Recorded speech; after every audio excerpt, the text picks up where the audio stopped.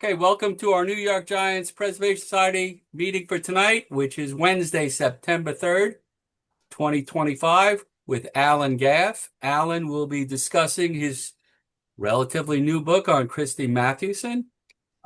Just some other information you need to know. Next week, we will also have a Wednesday meeting. It will be with baseball historian Ed Randall.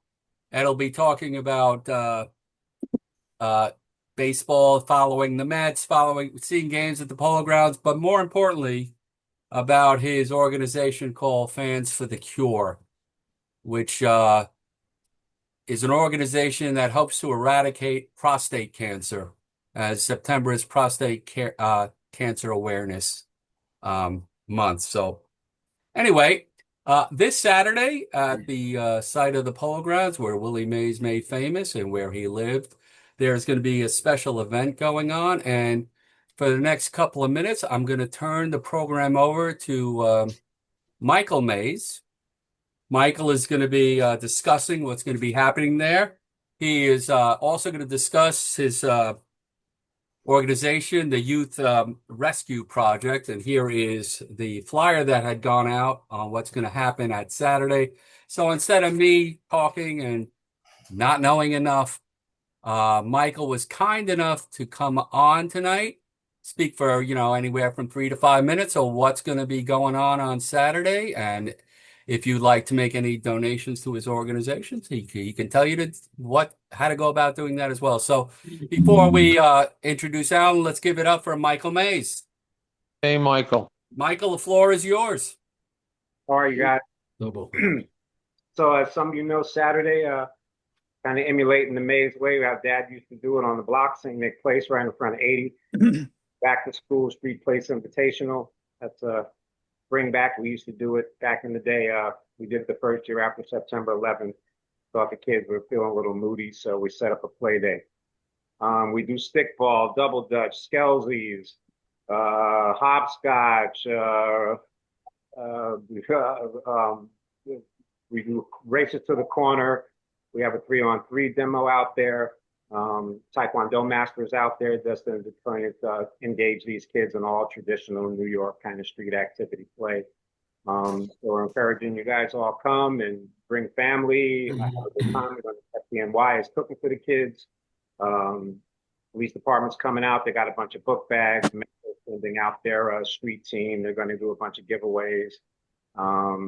And also, as it relates to you guys, some good news, no short from Gary's help.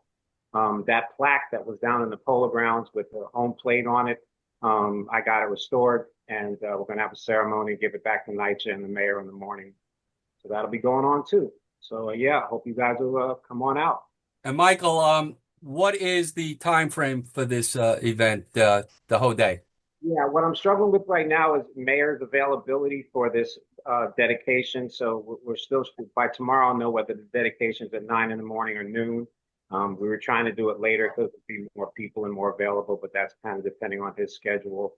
But yeah, we start in the morning with some demonstrations, some instructions, kind of spread out into different groups. We play through about noon. We break for lunch then, compliments of FDNY, burgers and dogs. Then we regroup, a kickball tournament in the afternoon, and that's about it. So the ceremonies basically will start at 11 unless there's a dedication prior? Correct. Wonderful. And just briefly tell us about your organization. So Youth Rescue Project, we started me, Harold Reynolds, Jake Peavy, Roberto Jr., a lot of guys we were talking about just with this generational gap, trying to re-scaffolding down. A lot of us doing this youth work are, guys like us, we're a little bit on in life. We're trying to scaffold down through the generations. So the concept is to reach down through to like the likes of like CC right now and Ichiro and these people that are just coming of age, and to their, that now's the time when people are going to come up to them and start saying, when I was 3 years old, I went to a ball game, you're the one that made me want to play, and all that kind of stuff. So just to kind of solicit the guys and everyone to start to re-engage we call it the Mays way, which is basically, we're not asking them, you can do something that isn't an appearance, it's just like show up when you can. So we try to provide these events so they can do that, so they can just be there and engage naturally without, it being photo op. Wonderful. Michael, do you guys, there's two people with their hands up. If these questions are related to only Michael's organization or Saturday, we'll take them. If they're not, we're moving on. Steve, do you have a quick, Steve Yeah. and Renee? Steve, go ahead. I'm in Arizona, so obviously I'm not going to be able to come in, although it's, like my backyard. Where is the meeting place? Where do you expect the people to meet you? So St. Nick Place got renamed, as you guys know, Willie Mays Way. So on the block, we're closing St. Nick Place in its entirety, but we'll play actively 154, 153, 150. Okay, thank you. Wonderful. Renee? Wow, this sounds like a great event. This has been a thing for me forever. You're rededicating the plaque. This is the plaque that stood in the wall, that the approximate where home plate is. Is that being totally replaced or refurbished? So I completely restored the what we're calling the bronze plaque, which actually is a bronze. It was aluminum at the end of the day, but we restored that. And the one that has the language about Dad on it, that one's there's really no way to restore it. Materials are made from them. Not just doing it, but we did rescue it. So it's off the wall and we put it away. And we got some people looking at the best way to do that. Probably going to be redoing it in some kind of a way, but that's next. So every year when we do these, we're going to try to do something down there, right? They got that artist thing going on down there. So as we do the play days every year, we'll make sure that we put, of course, a Polo Grounds component. Let me tell you, when I was a season ticket holder for the Mets, my thing was always on opening day, going to the Polo Grounds, going to that plaque and touching it and hanging out for a while. So thank you for that. And what about the Willie Mays Renee, sign? 1 second. Who's ever named Susan Nelson, please shut. Susan Nelson, mute yourself. Please. Renee, continue. For years, when I was season ticket holder for the Mets, always went on opening day to the Polo Grounds housing complex, went in front of that plaque, hung out there for like quite a bit. I cherished that plaque forever as a kid and as an adult. What about your father's sign? This is where Willie Mays played. I mean, is that going to be refurbished and replaced? The artist, the group, it's not a restorable item, but they are going to redo it only because it was made out of plastics and materials that just, you know what I mean? Okay.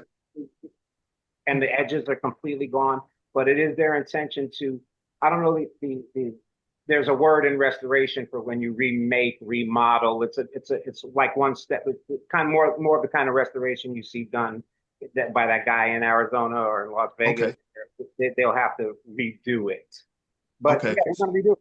So it'll be the same thing but redone. Yeah. Awesome. Thank you for this. Wow, as a fan going there forever. Thank you, man. Nice. Appreciate it. That'll be something to look forward to. And maybe in the future, maybe that community center will be renamed after Michael's dad as well. So, Michael, we look forward to seeing you on the members who show up. Look forward to seeing you on Saturday. Thank you so much for taking a few minutes to explain what's going to be happening. Yep. Thank you, guys. Guys, give it up for Michael Mays. All right. Without any further ado, I'm going to turn over the program to Alan Gaff. This is Alan's brand new book. I do not have a copy yet, but Baseball's First Superstar, The Lost Life Story of Christy Mathewson. What Alan's going to do is he's going to tell us a little bit about himself and then how he went about doing the book. And then he doesn't want to go over each chapter, and he just wants any and all questions to be fired his way. So, Alan Gaff, welcome to the New York Giants Preservation Society. Floor is yours, Alan. Thank you, Gary. Since the theme of the night is going to be baseball, I'll start with my baseball career. I was in Little League for 4 years, and one of the things I was proudest of during that limited career was I did something that I think there has never been a Major League Baseball player do what I did on one day. The field we played on, there was a road next to it, and on the other side of the road was a creek. When I was at bat, I fouled every game ball into the creek. The entire game was stopped for at least 15 minutes while people looked in their trunks, in the back of their cars, looking for baseballs that could be used to finish the game. Other people were trying with sticks to get the wet balls out of the creek. Like I said, I don't think any baseball player in the National League ever had that problem. After that, I spent 2 years in Pony League. I think the highlight of that 2 years was I was at bat, and I was a good hitter. At one point, I was batting .767, and my coach had put me in 8th position. The fathers on the team went up to the coach and said, "What the hell are you doing putting him in 8th if he's batting like that?" And his response was, "Well, he's doing really good there, so I thought I'd leave him." It's like, yeah, okay, fine. But anyway, one of the games that I had, first time I was up to bat, I always hit somewhere between the shortstop and the second baseman, always. Well, who's in the middle of that? It's the pitcher.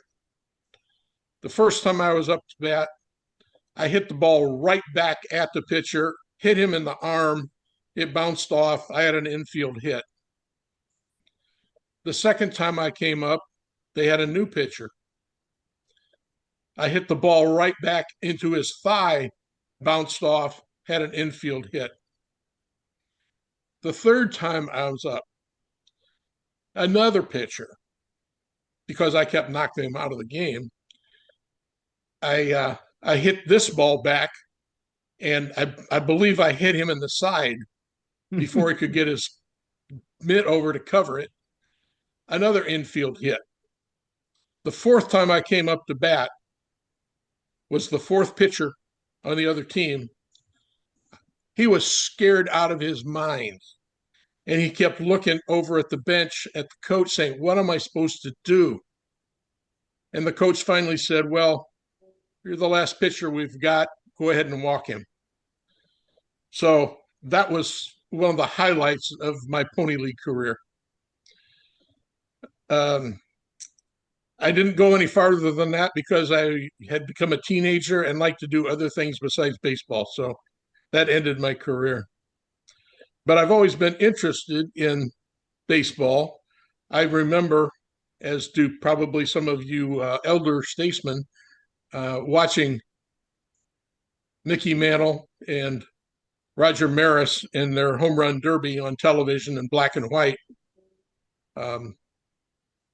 I think that's what I remember most about baseball. I'm not a baseball fan.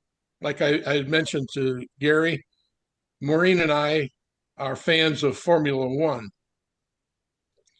And our son got us involved in the racing.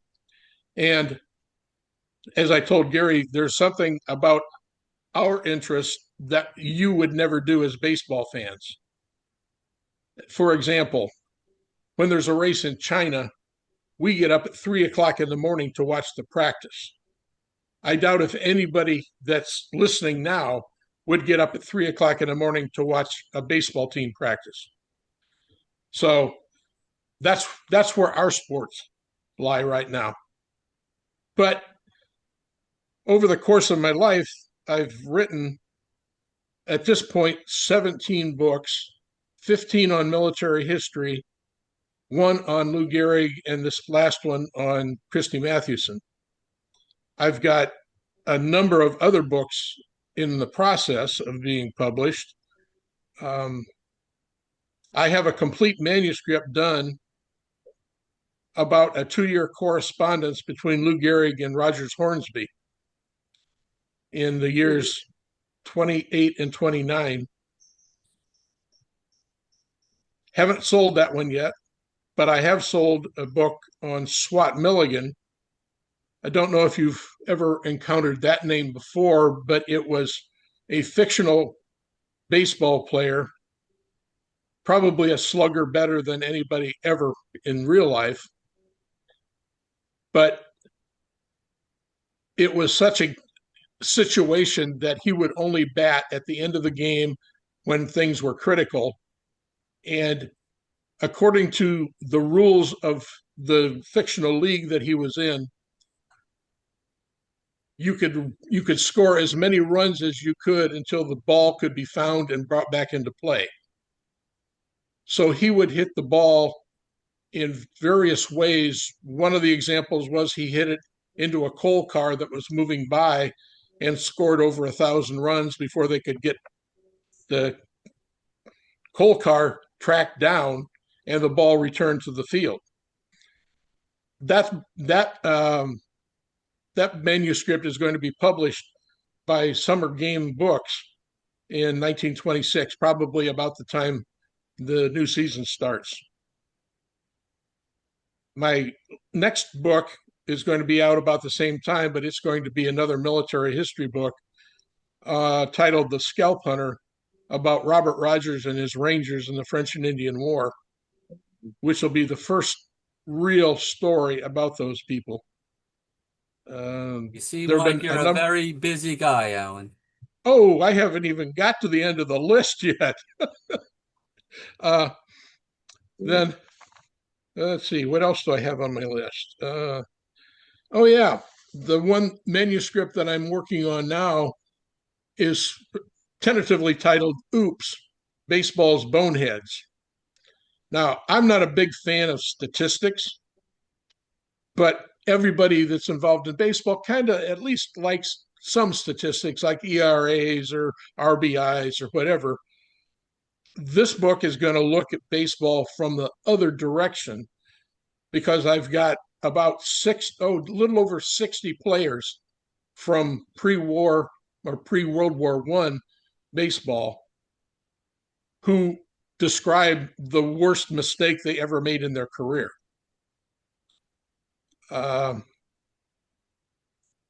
It's the most fun I've ever had on a manuscript. Just as a few examples. Okay, I'm old, so I have to put my glasses on. These aren't any of the 60 or so, but these examples are coming from the introduction. One is a catcher by the name of Lou Krieger, who thought he had a triple play at home. Bases were loaded.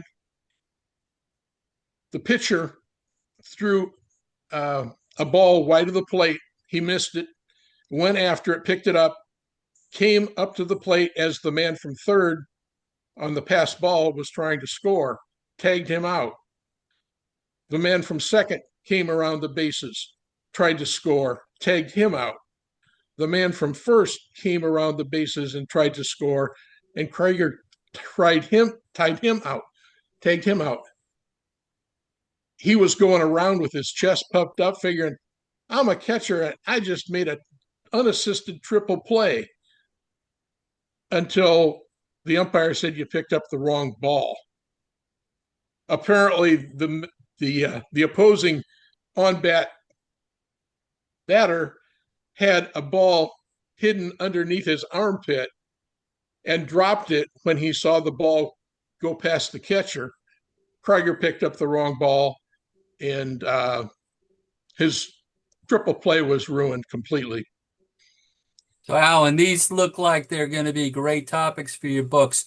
Do you want to tell us about how you got involved with Mathewson?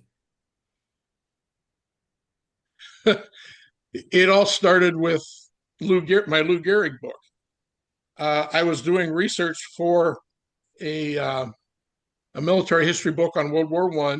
One of the officers that I was trying to look up was living out in California after the war, and I came across the segments of his memoir, essentially, that he wrote personally in 1927.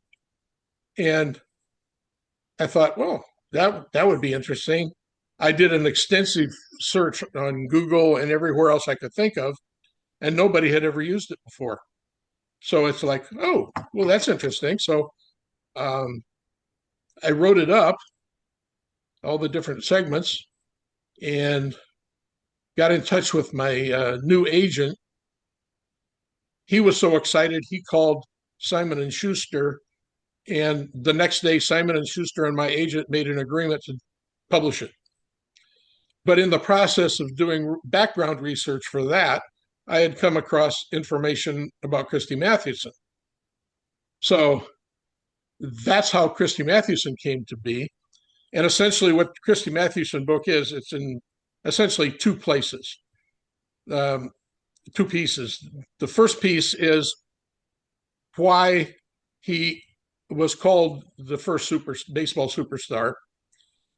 And then the second is a collection of newspaper columns written by his best friend, Bozeman Bulger, who was on the New York Evening World. Several chapters were donated by his wife, Jane, and there were also a number of chapters that were written by Christy Mathewson for an autobiography that he never had a chance to put together. So I just combined all of that, and the first thing I had to do was explain why he was the first baseball superstar. The reason for that was it had never been used to describe sporting figures up until 1914. It had been used before to describe people on vaudeville or on the Broadway stage or in that respect, but never for athletes. In 1914, Grantland Rice was the first to use that term in regard to football. By 1915, it was all about baseball. Mathewson was still pitching in 1915, so it wasn't a case where you would look back from now to pick out who the best baseball player was at the time, but it was a coincidence of the first use of the term at the same time the best player in the league was still active. So that's how I came about developing the book itself. How long did it take you to write up? I would say probably a year to do the research and another year to do all the writing. And what would explain, is it because not many people knew about him? The subtitle, The Lost Life Story of Christy Mathewson. Yeah, that's the sad part. Most people interested in baseball now don't remember anything or have never read anything about all of the baseball that happened before World War One. If you actually would go out and ask somebody on the street who is the finest baseball player ever, 99 out of 100 people would say Babe Ruth. But one of the things that I did in the beginning of the book was go into the background of the other four players who were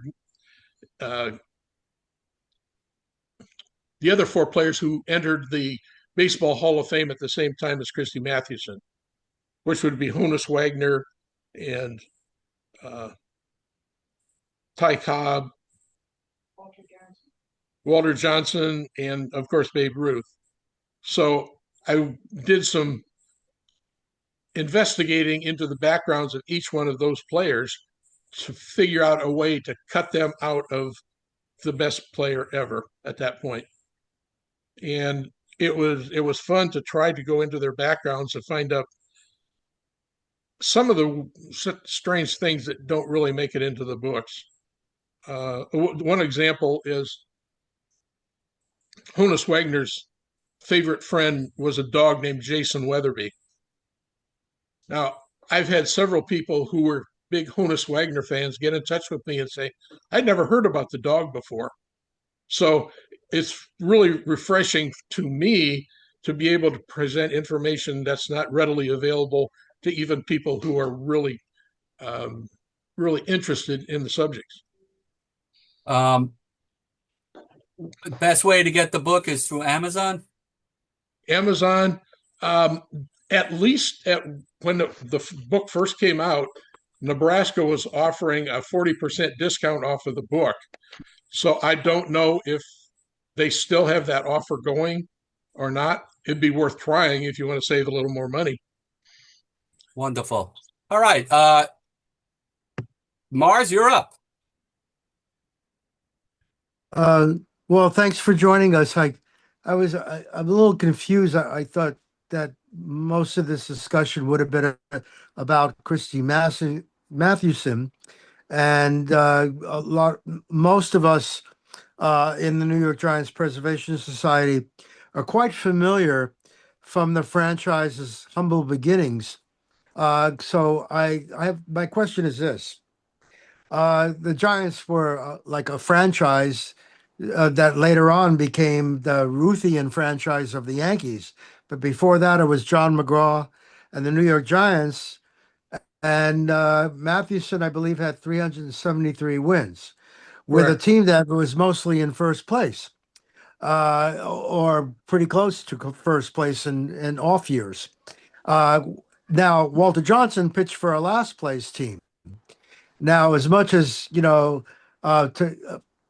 I don't want to be quite the homer and say that Christy Mathewson was the greatest pitcher ever, but I just have to give credit where credit is due. And Walter Johnson, what I think 412 wins and more shutouts with a last place team would have to be the greatest pitcher of all time. What are your feelings about that? Well, my feelings are he had the unfortunate situation of having played for the Washington Senators, where, first of all, Mathewson was in New York, the center of the entire newspaper network of the United States. There were newspapers in Washington, D.C., but they were more interested in politics and didn't care about a team of the Senators whose aim almost every year was to maybe finish fourth and never, ever try to do anything until Mathewson was ready to leave the Senators. So based upon the situation at the time, Mathewson has to stand out just because of the situation that Johnson found himself in DC.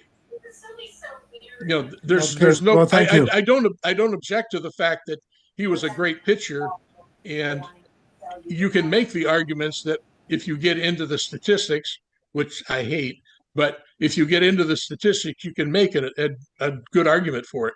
I'm sure. Thank you very much, sir. Thank you, Mars. Bill Klink, great to see you. Hope you're doing well. You're up, Bill.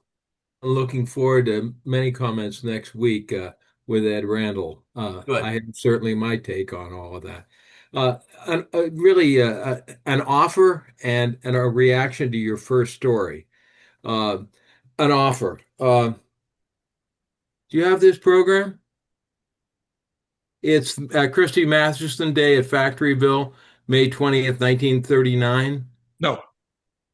We'll make if you want it, I'll make you a good, clean copy for your records and edification, and I'll work that out with Gary. I got this in auction about a year ago for $20, and it's actually it's Mathewson Day, and the great thing is it's got his football and baseball team pictures from his academy when he was in the academy days. So it's got a great photo of him in it, So I'll make a good copy of it, and with your permission, send it to you when Gary gives me a heads up on your address. Yeah, that would be fine. And yeah, I think that was one of the things that I was really amazed at. Walter Camp considered Mathewson to be the best kicker in collegiate America at the time. At Bucknell, yeah. So he was an all-around athlete. Yeah. The reaction I had to your first story, which seemed a little bit offbeat, I'll admit. Your story of when you kept fouling balls off into the mud and people had to go and find the balls. That's not quite as, offbeat as you might think. Uh, we'll change sports briefly for this story, but in 1961, and Norm and some of the other guys from the Bay Area may have seen the Oakland Raiders play at old Frank Ewell Field, which was known colloquially as the Erector Set. If you saw it, you'd know why they called it the Erector Set. I think I can imagine. Yeah. It looked like an Erector Set. Well, in the south end zone, there were no stands, and basically the end zone ended, and there was a very muddy creek, and virtually every time when someone kicked an extra point or maybe even a field goal, if it made it that far, over through the uprights, and it landed splot. They didn't have trouble finding it, but they had to go out and get the ball, clean it off, and bring it back. That's the AFL. I mean, that's the kind of. But when you told that story of digging the balls out of the mud, I said that's Frank Ewell Field in a different sport. So I thought you might enjoy that. It's a funny and a true story. I did see balls land in the mud. Well, I'm glad I could bring that back for you. Thank you very much. Bill, we look forward to seeing you next week. Okay, Bill? Yeah, thank you. Thanks. Dave Lippman, you're up. Okay, number one, I got the book. So I guess my first question is, how can I get it signed? My second question is, my grandfather knew Mathewson personally, and it was because Christy was a college man that it made a good impression on his parents, so they approved of Grandpa as a kid going out to the ballpark with regularity, because it put him on a higher plane than the drunks and farm boys who were most of baseball. Did you find that was indeed the case, that he had that influence on many other Americans at the time he was playing, in the course of doing your research? Oh yeah. I think probably the best way to describe baseball before he came on the scene, I've seen it several places. The baseball players were referred to as Neanderthals. Thank you. They had everything wrong about them. They all chewed, they all drank, they all had fun with the girls. Mathewson came from a very strict religious family. His mother would not allow him to play baseball on Sunday, even when he became a major leaguer. So, yeah, there was a lot of things that Mathewson did. I think probably one of the best things that he ever did for baseball was he was described in the press in New York City as a blonde god. And it got to the point where women started to come to baseball games just to see him. And it got to the point where, well, actually, Grantland Rice wrote 3 or 4 poems about having to go to a baseball game and sit behind a woman with a big hat where he couldn't even see the field. And on road trips, the ladies' games would always be whenever Mathewson was scheduled to pitch, because the crowd was bigger, because the women wanted to come and see everything that they'd read about him. So he had an amazing influence on a number of ways on baseball in America during his whole career, actually. And how do I get the book signed? You can get my address from Gary. And yeah, Dave, I will send you Alan's email, and you guys can work out. And I'll do that with Bill Link as well. Good enough. Thank you very much, sir. And I'm going to be nice enough to, if you want me to say something in it, I'll do that. Please do. Thank you, Dave. Mason Black. Norm Coleman. You're up. That's very funny, Gary. Alan, thank you so much for being here. I just have to preface this by saying, when I see Bill Klink's hand up before mine, I know he's going to cover my topic. And my question is about Factoryville, of all things. You mentioned you talk about Christie's background, and I'm wondering how much you cover his life in Factoryville. And are you aware that that program that Bill has about Christy Mathewson Day, they still have Christy Mathewson Day in Factoryville? Yeah. Well, the thing that struck me most about Factoryville is they didn't have a factory when he was there. They had a factory that had been built early in the 1800s, but it had been out of business for probably close to 100 years. So Factoryville was not really a factory. But yeah, even there are parts of the book where he mentions the some of the upbringing that he did at Factoryville. So there's a little bit of a glimpse through his eyes of what he saw as he was growing up. One of the things I think that I always thought was funny, he and his little friends would go out in the barnyard and throw stones at a horse just to test their skill. And if you stop and think about some kid who's like 4 or 5 years old throwing stones at a horse, but within maybe 25 years, he's like, pitching 3 shutouts in 6 days in the World Series. That's America at its finest, if you look at it from my perspective anyway. Very interesting. Thank you very much. Thank you, Mason. I mean, Norm. Ed Freer, you're up. Yeah, hi, thanks, Alan. Always an interesting topic, Christy Mathewson. Drawing on your military history, how did he get in the war, being such a superstar? And of course, I believe he was gassed. Was that at a certain battle? No, I was going to cover this, and I'll go into this in a little more detail. But he felt, even though he was too old to be in the Army, that it was his duty to enlist. So he enlisted and went to officers training school and came out as a captain. And he was assigned to the Chemical Warfare Service.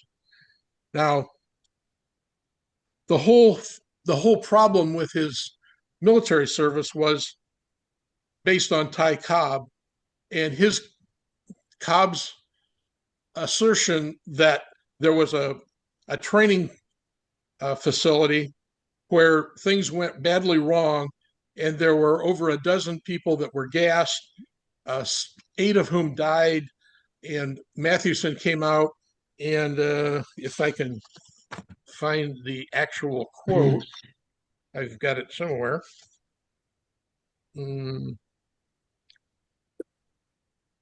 Oh, I don't have that, but anyway,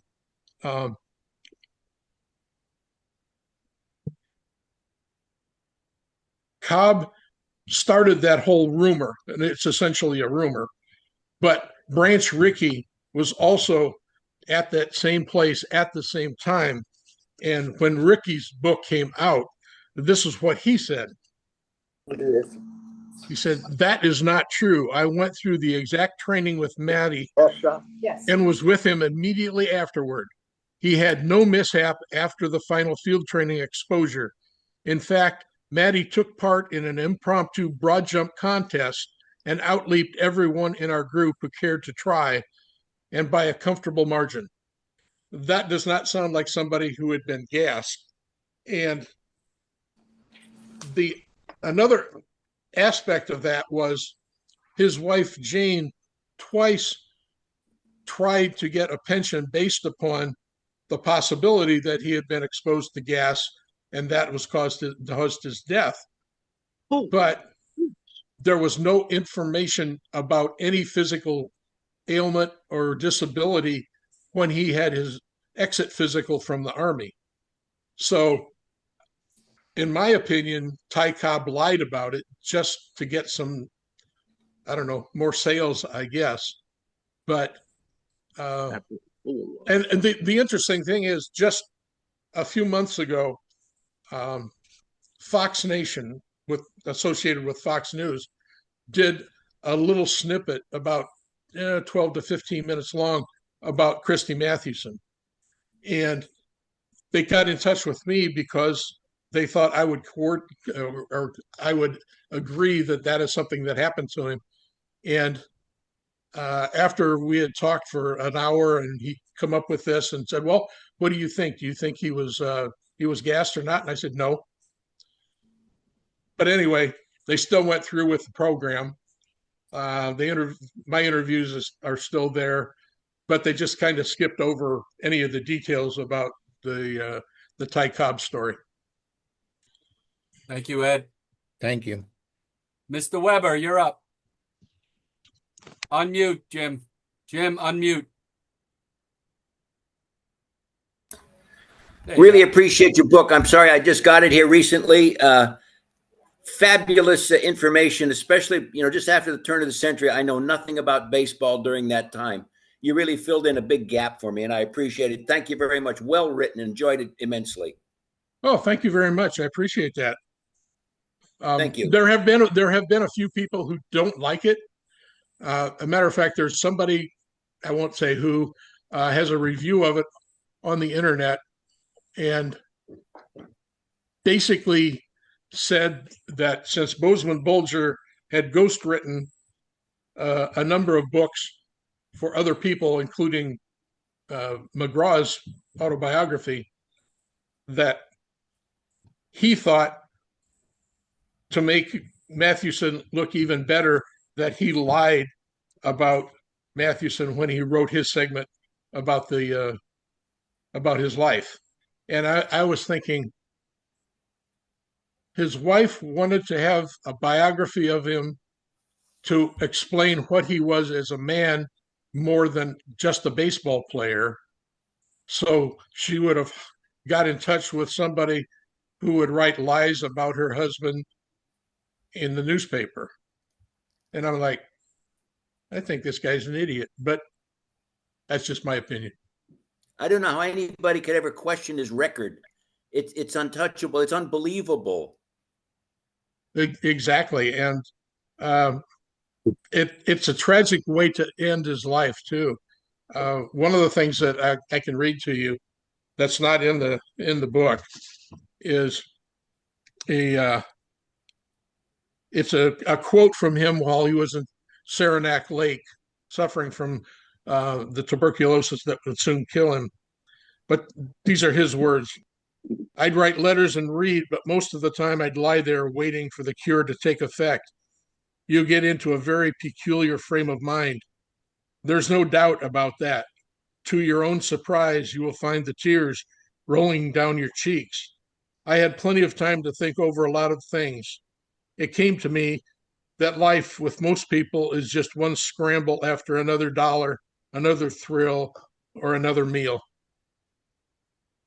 So that's one of the last things that he wrote before he passed away. Thank you, Alan. Thank you, Jim. Paul Rogers, welcome back. Good to see you. That's Gary. Nice to be with you all. I was wondering what you learned about Christy Mathewson's brother who committed suicide, and did Christy find him, or what were the circumstances of Henry Mathewson's death? Well, he did commit suicide apparently in one of the barns, but despite what the rumor was that Christy found him, I found evidence in the newspapers that he had to hop on a train to come back to the family once he heard that his brother had died. So it's another one of those things that's been blown out of proportion because, well, even today rumors start and you just can't tell what's true and what's not. So it's yeah, well, Maureen just mentioned, well, like the newspaper, well, the news people were reporting that Trump was dead for several days just because he hadn't appeared to make a statement of any kind. So everything can be blown out of proportion. And this is another case like the Ty Cobb story where the the newspapers got it wrong and didn't correct it once it became available that it was wrong. Thank you. Anybody who does not know how to raise their hand have a question for Alan before we close out the evening? So, Alan, you're convinced basically the first superstar. That's the title of your book. Nobody before him. There were some, but not. I don't think they At reached his the level. height that he did. Yeah, that's exactly right. One of the, I'll read you another Grantland Rice poem. He compared Mathewson to Ruth, and one of the stanzas reads, "Ever the lost years went their rounds from Gotham to the hub. I was a star at the polo grounds, and you were a bush league dub." I thought that was pretty much sums up the relationship between those two boys. All right, we got one more. Julian, you are up. I may, one comment. Oh, Frank, go ahead, and then Julian. Is this correct that Christy and Henry Mathewson, Henry's 0 combined with Christy's total is the highest number of wins for brother pitchers? Did you hear that, Alan? No, I couldn't hear that on this end. Frank is saying that Christy Mathewson and his brother have the highest combined wins as a brother team, even though his brother had no wins. Are you sure about that, Frank? What about the Perry brothers? Perry's. Yeah. Negro. Perry's and the Negroes. That's what I remember reading somewhere. Well, maybe at that time before Necro and Perry, supplanted them. Even so. Got it. Julian, you're up. Wherever Julian is. Hey, how's it going? There you go. I'm in New York. I just said first of all, to that brothers thing, I feel like Dizzy and Daffy Dean don't get their just due these days, but I'm a big fan of those guys.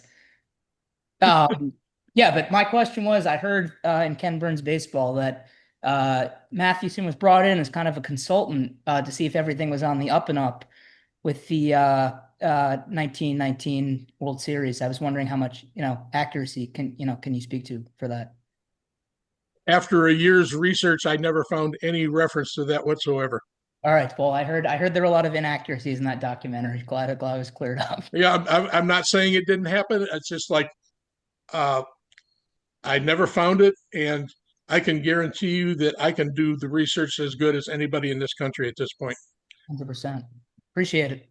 Julian, thank you. And there are some members from the Sabre group that Evelyn Begley runs. If any of you want to sign up and join us, feel free to email me. With that being said, let's all give it up for Alan Gaff. Alan, much success with your book. Let me show you the cover again.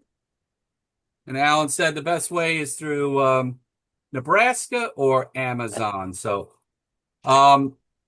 next week will be another Wednesday meeting with Ed Randall and again, Fans for the Cure, which, a lot of men in here, we're all getting up there. You understand what I'm talking about. So until next Wednesday, I'm going to shut off the recording. We could talk about what Michael May said and Alan or about the Giants, whatever you want. Have a great weekend, everybody. Opening week for football. So enjoy. Be well, everybody. Good night.